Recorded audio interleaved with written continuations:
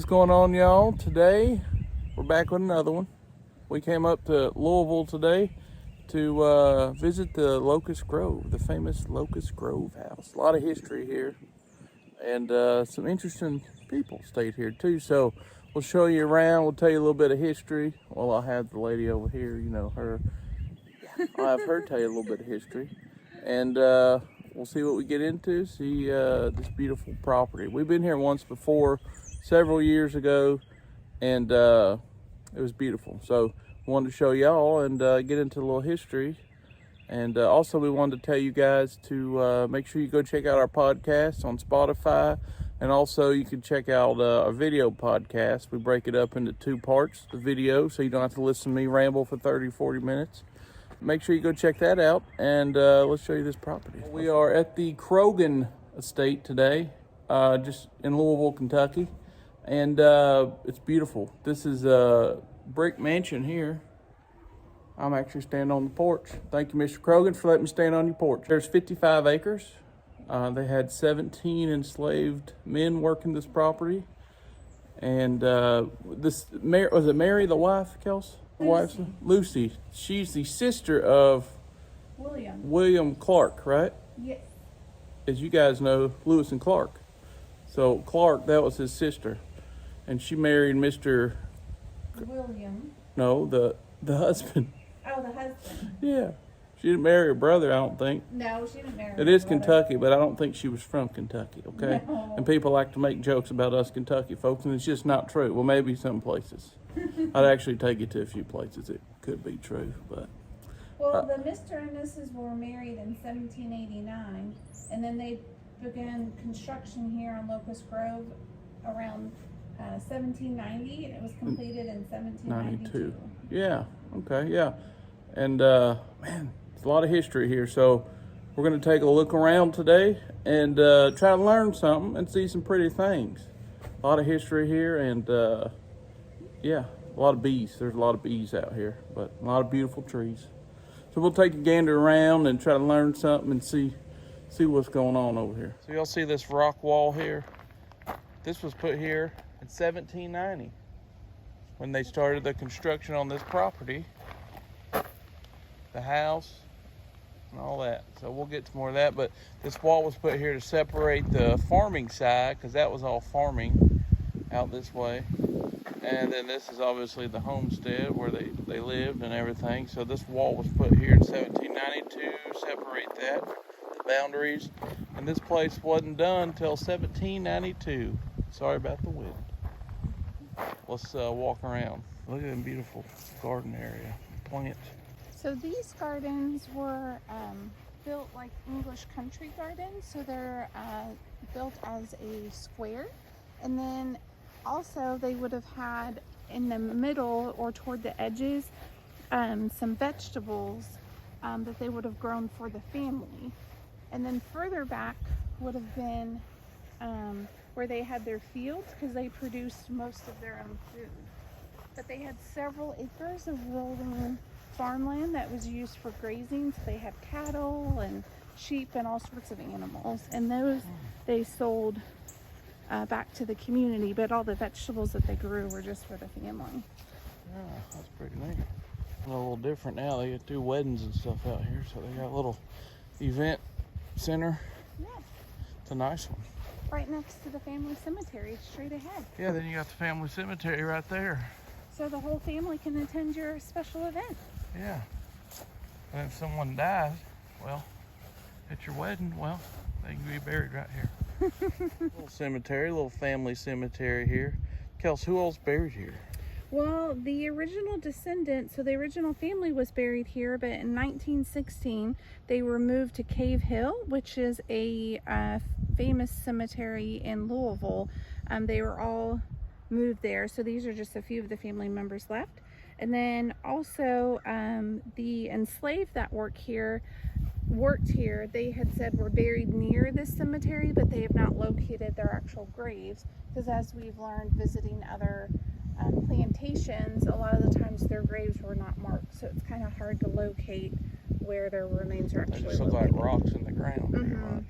Yeah. They're around here somewhere. Yep. Check out this old steel they got on the property. This is a whole barn, and it's their operation. They make liquor, moonshine, and that's how they made money. So they have a vineyard behind me. I'll show you. They grew fruit and everything, and when stuff would go bad, they make liquor out of it. They would rent it out to other farmers, and they would use it, and that was another way to make an income. Just wanted to show you all that. They come up with a little vineyard here to experiment with for wine, and they had fruit and stuff planted all over here, and they would take all the molded old fruit that would go bad, and they would turn into liquor.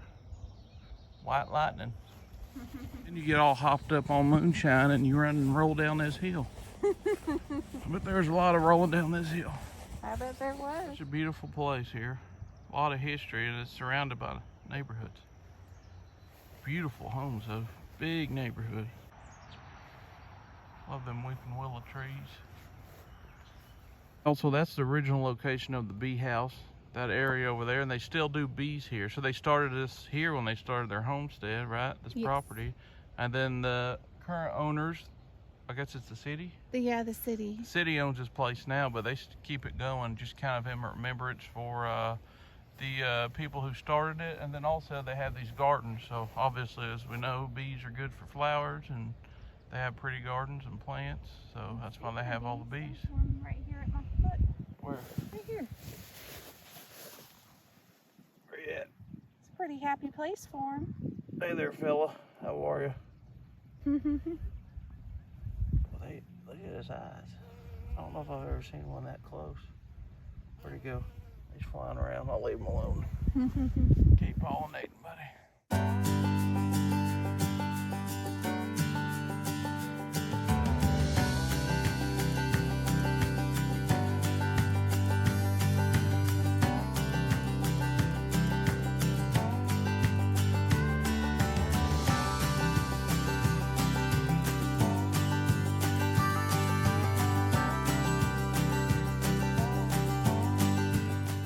Nice, warm, sunny day. There's 55 acres out here. Some of it we can't walk, but we do as much as we can. It's just overgrown in a lot of places, and there's also other people's properties, so they don't want you, I guess, close to those houses. But yeah, this is beautiful. Beautiful. Right, y'all, we are in the spring house.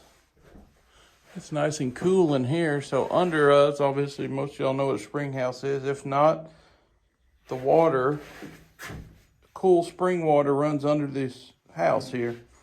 And the coolness from it would keep the stuff they need to keep cold. They keep it cold. Then up here, this was for dry goods. And also it was used under here. The spring was used as their water source. So the children would... Their job was to gather water for everybody, keep the water flow going. Nice and cool water after a hot farming day. Yeah, that was their job. It's a pretty neat place. It is. My favorite part's this willow tree out here. The willow tree?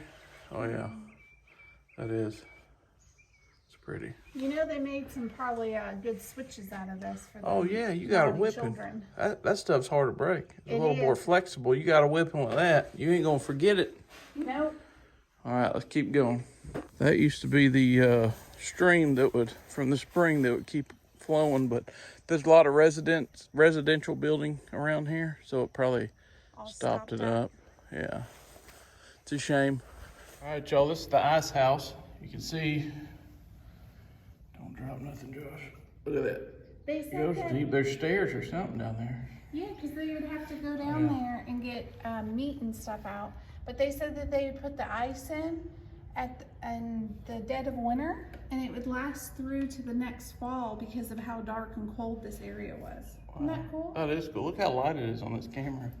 Wow. It's dark. Well, if we're looking at it from our end, it's like almost pitch black. But when I put this camera in there, it lights it up. That's neat. That's neat. Good old shingles. That's the corn crib.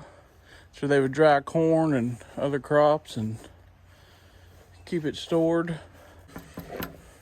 Yeah, what's in here now? It's like an interlocking system. That's pretty cool. Oh, it's hay in there now. Yeah.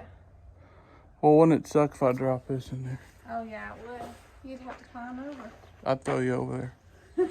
Yeah, that's where they kept the corn. It's the corn crib. And livestock sometimes. Yeah, and livestock. Probably when it stormed. Yeah. Put them in there, so. Yeah. All right, let's go to check out the next spot. Well, that's some hardcore building here. Go behind that door there is a smokehouse. So this place is a smokehouse on one side. Right down yonder, there's a kitchen. Up top, up there's a loft. Enslaved folks would do the cooking in here, and they would eat in here as well, looks like. And then some of them would sleep up in the loft up there. Let's see if I can see on this side of this window. If you go down to that third window, you can see the ladder that goes to the loft. Can't really, I can see a little bit in here. Here's the old well, obviously painted. I'm sure it wasn't painted back then. Probably not. That's the well, and I'm gonna show you the dairy house. Dairy house is pretty cool. They said it was kept at 50 degrees all the time, and then in the winter it was kept 10 to 15 degrees cooler than the outside temperature. And they'd have to clean the dairy house daily. That's pretty neat. I want to stick my hand in there. I'm afraid to drop the camera. So. Yeah, they had to clean it daily because obviously cleanliness and keeping it cold was most important. Yeah. All right, this is the main house. This is a beautiful house. It's a Georgian mansion. It's a Georgian style mansion, which were pretty popular back then. House housed up to 12 people. Originally, when the house was built, it was just for the Mr. and Mrs., but then over time they had different historical figures that came and stayed in the home. And then of course they had their children. What's crazy is this is a mansion back then, but if you go to the houses about 100 yards behind this house, those are actual modern day, today mansions. And this could probably fit in the living room. Yeah. Some of them houses. Check out that brickwork.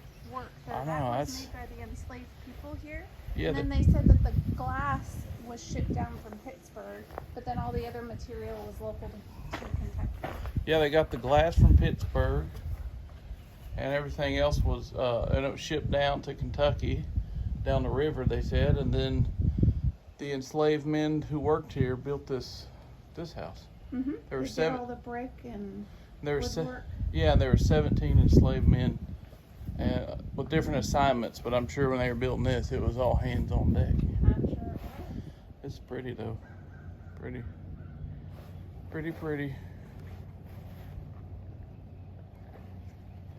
Be a nice view to look at every day.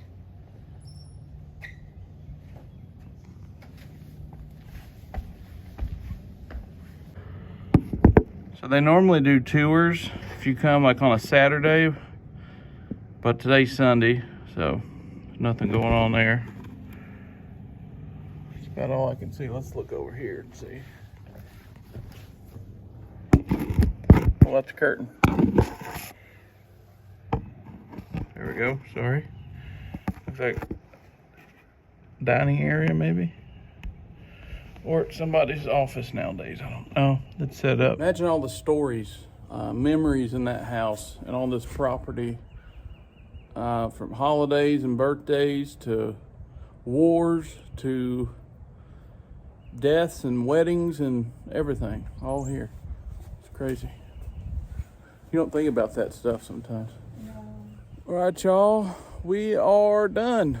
We're heading home. It's been a good afternoon. Great afternoon. Beautiful place. Hey, if y'all are in Louisville, driving through Louisville, Kentucky, or in the, close by, definitely come and check this place out. If you like history and you just like that old-fashioned history and just to learn something and to be around just a peaceful place. Lots of trees and bees and plants and all that. I would have loved to have seen it back before all these houses and stuff was around here, but yeah, it's not the case. Okay, we came a little late. But yeah, check it out. We're going to come back and do an actual tour. I think not on Sundays they're closed, but you can still, anytime you can walk around out here as long as it's not dark. Thanks for watching. Thanks for hanging out with us. Make sure you like and subscribe. Tell your friend, and tell that kid down the street with the guinea pig. Say, hey, tell your mom, watch Anywhere South and subscribe.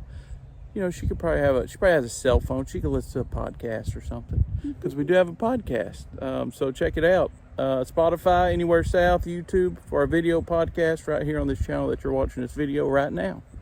So thanks for listening. Thanks for watching. Thanks for tolerating me for however long this video is. Devil Next, and I'm Josh. That's Kelsey. We are out.